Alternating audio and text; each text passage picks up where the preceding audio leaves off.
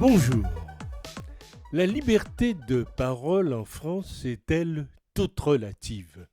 La campagne électorale n'a pas officiellement commencé, mais elle a déjà fait sa première victime, Éric Zemmour, le polémiste.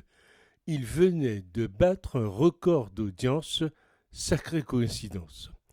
Si cela ne s'appelle pas de la censure, c'est sans doute que je n'ai rien compris.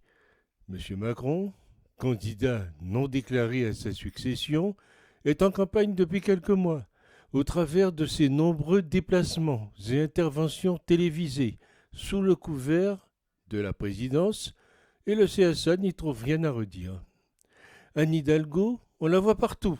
On ne sait pas encore si ses propos sont déjà décomptés par le tout-puissant CSA, on verra bien. Mais ce qui se passe avec Zemmour, c'est un scandale. Et j'accuse. Zola se retournerait dans sa tombe. Zemmour a été muselé par le CSA et fatalement CNews.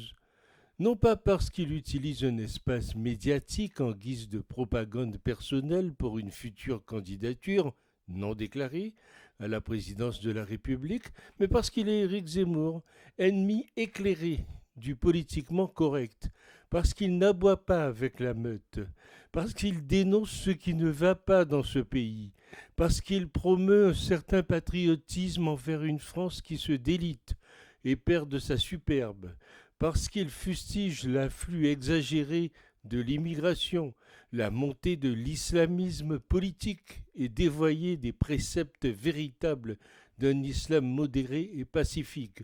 C'est le bouc émissaire de cette caste d'hommes ou femmes politiques, de certains médias inféodés au socialo-gauchisme et au turifuraire de la pensée unique et le politiquement correct qui sévit dans le pays depuis plus de 40 ans. Cet acte insensé et ce genre d'intervention intempestive et injuste fragilisent dangereusement la démocratie. Cela est d'autant plus contre-productif pour tous ces détracteurs que cela fera rebondir ailleurs Zemmour et ses idées, et vis-à-vis de nombreux électeurs qui verront en lui une victime sacrifiée sur l'autel de la démocratie.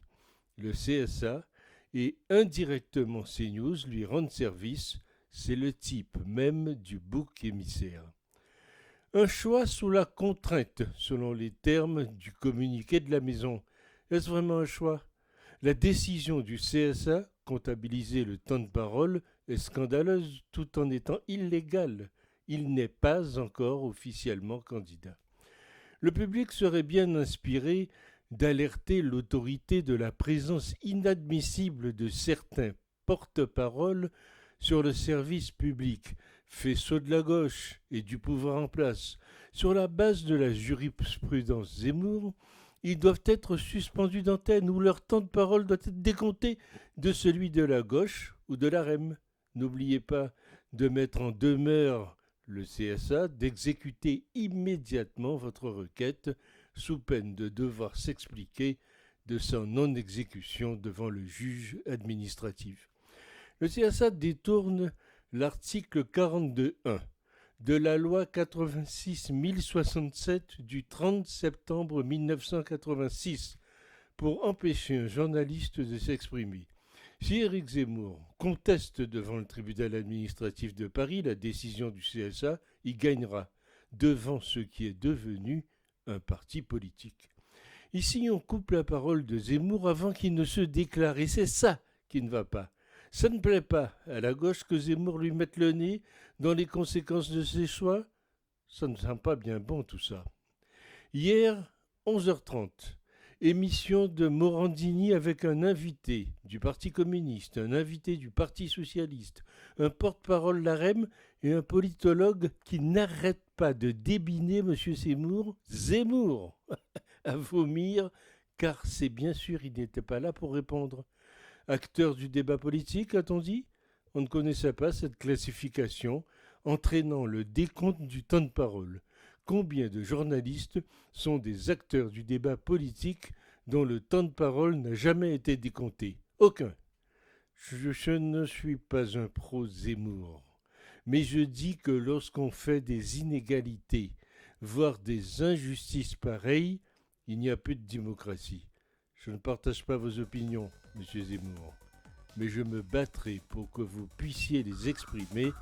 Citation pseudepigraphe de Voltaire qui résonne étrangement aujourd'hui.